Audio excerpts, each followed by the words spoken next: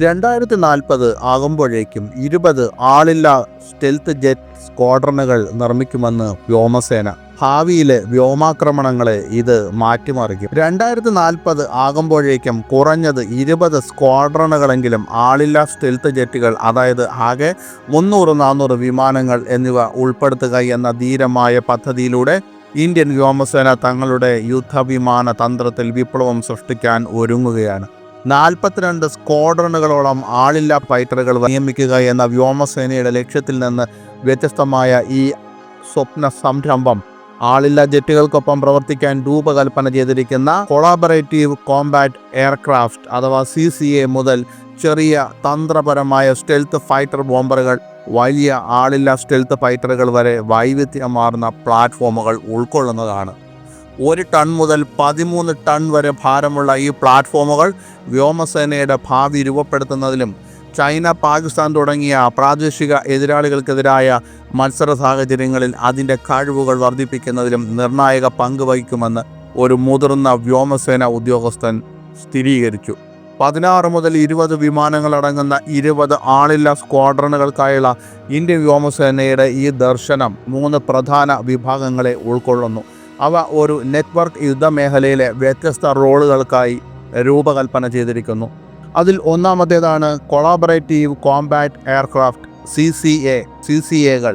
സുഹോയ് 30, MKI, Rafale, Tejas MK2, advanced medium combat aircraft AMCA തുടങ്ങിയ പോരാളികളുടെ വിശ്വസ്ത വിങ്മാൻമാരായി പ്രവർത്തിക്കുന്ന ആളില്ലാ സംഘത്തിനു വേണ്ടി രൂപകൽപ്പന ചെയ്തിരിക്കുന്നു.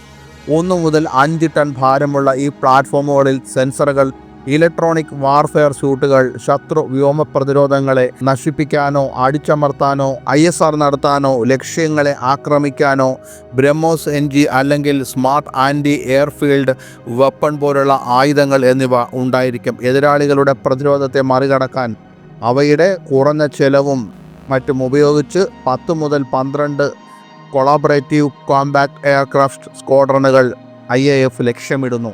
എന്താണ് collaborative combat aircraft? Collaborative combat aircraft അഥവാ CCA എന്നത് ഓട്ടോണമസ് അഥവാ സ്വയംഭരണാധികാരമുള്ളതോ സ്വയംഭരണാധികാരമുള്ളതോ ആയ അൺക്രൂഡ് കോമ്പാക്ട് എയർ വെഹിക്കിളുകളാണ്, അതായത് UCAV. ഇവ യുദ്ധവിമാനങ്ങൾ പോലുള്ള പരമ്പരാഗത മനുഷ്യ വിമാനങ്ങൾക്കൊപ്പം പറന്ന് നിരീക്ഷണം, ഇലക്ട്രോണിക് യുദ്ധം, സ്ട്രൈക്ക് ദൗത്യങ്ങൾ പോലുള്ള കഴിവുകൾ നൽകുന്നതിനായി രൂപകൽപ്പന ചെയ്തിരിക്കുന്നു. US നാവികസേനയുടെ next generation air dominance NGAD സംരംഭത്തിൻ്റെ ഒരു പ്രധാന ഭാഗമായി CCAകൾ വിശ്വസ്ത വിങ്മാനായി പ്രവർത്തിക്കുന്നു. മനുഷ്യരുള്ള പ്ലാറ്റ്ഫോമുകളുടെ ഫലപ്രാപ്തിയും അതിജീവനവും വർദ്ധിപ്പിക്കുന്നതിന് ഒരു ശക്തിയായി പ്രവർത്തിക്കുന്നു. ഈ സംവിധാനങ്ങൾ വൈവിധ്യമാർന്ന റോളുകൾ നിർവഹിക്കുന്നതിന് കൃത്രിമ ബുദ്ധിയും വിപുലമായി നെറ്റ്വർക്ക് ചെയ്ത ഡേറ്റ ലിങ്കുകളും ഉപയോഗിക്കുന്നു. കൂടാതെ ഭാവിയിലെ വായു ശക്തി പ്രൊജക്ഷനിൽ ഒരു നിർണായക മാറ്റമായി ഇതിനെ കാണുന്നു. ക്രാറ്റോസ് XQ-58 വാൽക്കറി, ആൻഡൂറിൽ ഫ്യൂറി പോലുള്ള പ്രോഗ്രാമുകൾ ഇതിൻ്റെ ഉദാഹരണങ്ങളാണ്. രണ്ടാമത്തേത് തന്ത്രപരമായ സ്റ്റെൽത്ത് ഫൈറ്റർ ബോംബറുകൾ. ഇടത്തരം പ്ലാറ്റ്ഫോമുകൾ, അതായത് 5 മുതൽ 10 ടൺ വരെയുള്ള സ്വയംഭരണ ഓട്ടോണമസ് സ്ട്രൈക്ക് അസറ്റുകളായി പ്രവർത്തിക്കും. രുദ്രം ആൻറ്റി റേഡിയേഷൻ മിസൈൽ അല്ലെങ്കിൽ ഹൈപ്പർസോണിക് ബ്രഹ്മോസ് സെക്കൻഡ് പോലുള്ള കൃത്യതയുള്ള യുദ്ധോപകരണങ്ങൾക്കായുള്ള ഒരു ഇൻറ്റേർണൽ വെപ്പൺ ബേ ഇതിൽ സജ്ജീകരിച്ചിരിക്കും.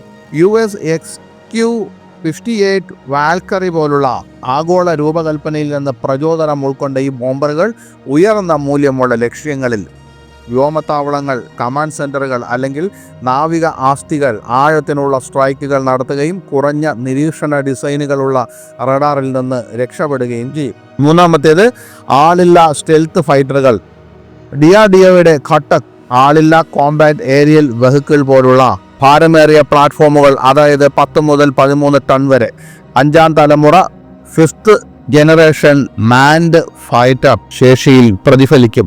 4 ടൺ പേലോഡ്, സൂപ്പർ ക്രൂയിസ് സാധ്യത, നൂതന AI എന്നിവ ഉപയോഗിച്ച് ഈ ജെറ്റുകൾ സ്വതന്ത്ര ദൗത്യങ്ങൾ ഏറ്റെടുക്കുകയോ കൊളാബറേറ്റീവ് കോമ്പാക്ട് എയർക്രാഫ്റ്റ് കൂട്ടങ്ങളെ നയിക്കുകയോ ചെയ്യും. അസ്ത്ര MK3 പോലുള്ള മിസൈലുകൾ ഉപയോഗിച്ച് വായുവിൽ നിന്ന് വായുവിലേക്കോ വായുവിൽ നിന്ന് കരയിലേക്കോ ഉള്ള ലക്ഷ്യങ്ങൾ കണ്ടെത്തും. നമ്മൾ ഓട്ടോണമസ് വെപ്പൺസ് ആയുധങ്ങൾ എന്നൊക്കെ കുറിച്ച് പറയാറുണ്ട്. അതെന്താണ്?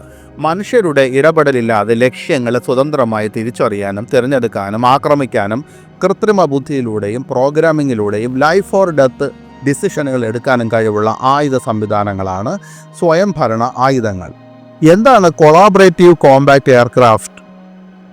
കൊളാബറേറ്റീവ് കോമ്പാക്ട് എയർക്രാഫ്റ്റ് അഥവാ CCA എന്നത് ഓട്ടോണമസ് അഥവാ സ്വയംഭരണാധികാരമുള്ളതോ അർത്ഥ സ്വയംഭരണാധികാരമുള്ളതോ ആയ അൺക്രൂഡ് കോമ്പാക്ട് എയർ വെഹിക്കിളുകളാണ്, അതായത് UCAV.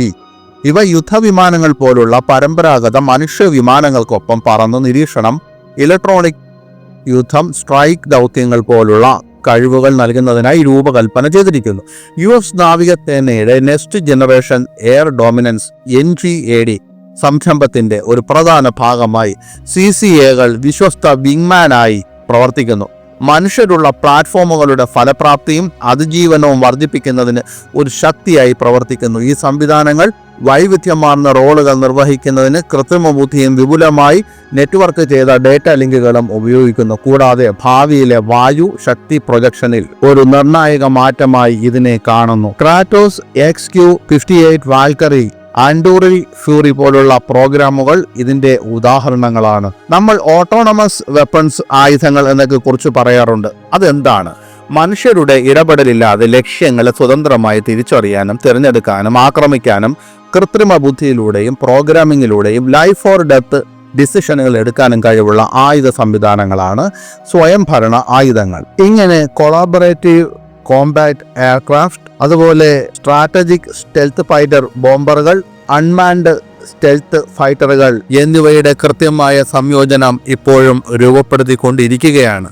പക്ഷേ മാൻഡ് അൺമാൻഡ് ടീം റോളുകളിലെ വൈവിധ്യം കാരണം കൊളാബറേറ്റീവ് കോമ്പാക്ട് എയർക്രാഫ്റ്റുകൾ ആധിപത്യം സ്ഥാപിക്കും. അതേസമയം തന്ത്രപരമായ ബോംബറുകളും സ്റ്റെൽത്ത് ഫൈറ്ററുകളും ഇതിൽ തന്ത്രപരമായ ഒരു ആഴം ചേർക്കുന്നു എന്നാണ് വ്യോമസേന ഉദ്യോഗസ്ഥർ അഭിപ്രായപ്പെടുന്നത്.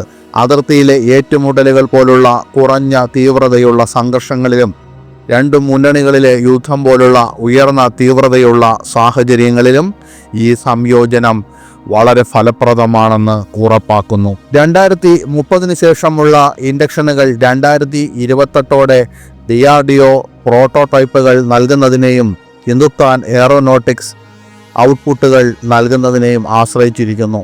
AMCA അല്ലെങ്കിൽ ഘാതക് സമയക്രമത്തിലെ ഏതെങ്കിലും വീഴ്ച ഇതിൻ്റെ സന്തുലിതാവസ്ഥയെ തന്നെ തടസ്സപ്പെടുത്തിയേക്കാമെന്ന് മുന്നറിയിപ്പ് നൽകുന്നു. പല പദ്ധതികളിലെയും കാലതാമസം തന്നെയാണ് ഇവിടെയും പ്രശ്നമെന്ന് ഉദ്യോഗസ്ഥർ പറയുന്നു. കൊളാബറേറ്റീവ് കോമ്പാക്ട് എയർക്രാഫ്റ്റ് ആൽഗോരിതങ്ങൾക്കായി US-ഉമായോ സ്റ്റെൽത്ത് കോട്ടിങ്ങുകൾക്കായി റഷ്യയുമായോ ഉള്ള വിദേശ സഹകരണം ഉണ്ടായാൽ ഈ പദ്ധതിയുടെ പുരോഗതി വളരെ ത്വരിതപ്പെട്ടേക്കാം.